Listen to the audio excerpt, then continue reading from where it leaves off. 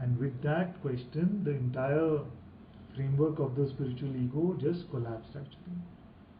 Because I realized that I did not know anything at all.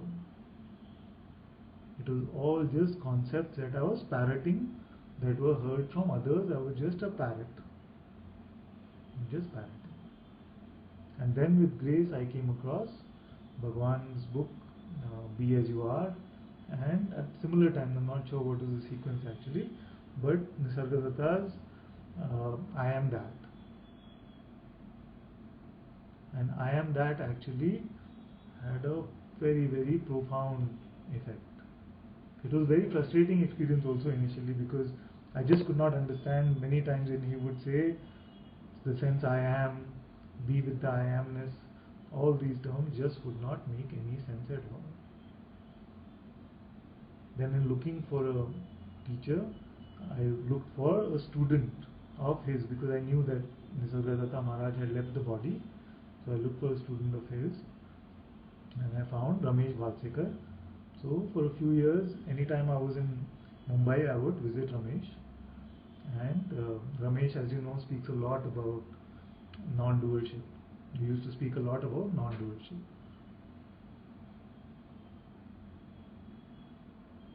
But something was still not completely clear.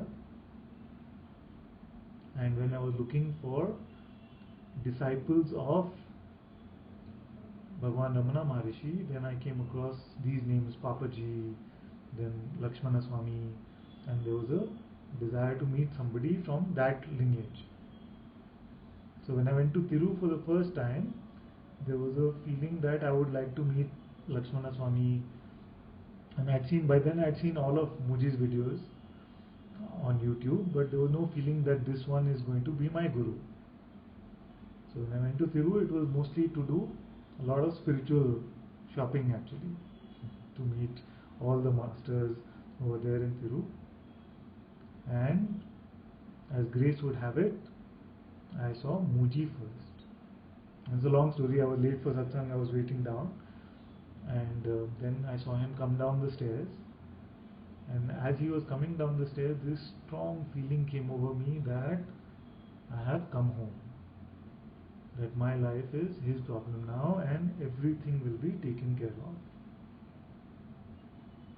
This strong feeling came, and I gave him a hug, and it was a short meeting. And then I always believed that next day I went up to him on the hot seat actually. But if you look at the dates now, you realize that one day went in the middle, and I have no recollection of what happened on that day. There is no recollection of that day, of what happened in satsang or any of that. I just remember that when I landed up on the hot seat, in looking at his eyes, all that was spoken and was just an intellectual understanding earlier was seen to be completely true. The person had completely dissolved, and all there was this oneness and pure love that was being transmitted from his eyes, and all sense of separation vanished. This is what was happening internally while you see me doing all the crying and laughter all happening at the same time in the video. So that is what happened. And then after that, Muji just adopted me. Muji just adopted me, and it just has gone on like this very naturally in its own flow. And there was no feeling here, very strong feeling that I must do satsang or this should happen. In fact, we wanted to do video satsangs with Muji. In fact, that's how it started in Bangalore. That we started doing fortnightly DVD satsangs here.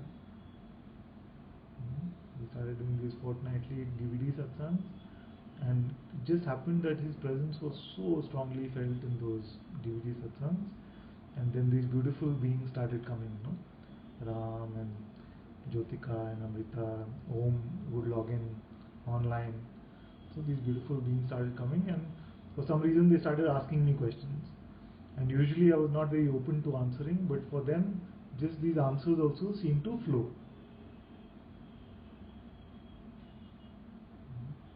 So when these answers used to flow, and I could also feel the master's presence so strongly here, then I wrote to Muji and said that this is what seems to be happening. So he said that I must share. Grace is using this body mind very well now, and the sharing must continue like this.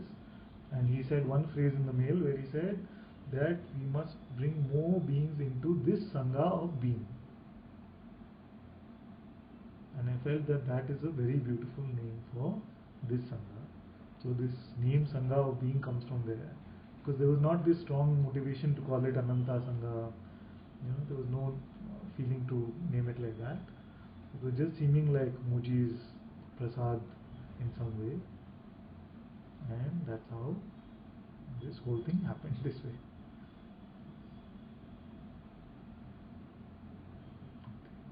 Thank you so much.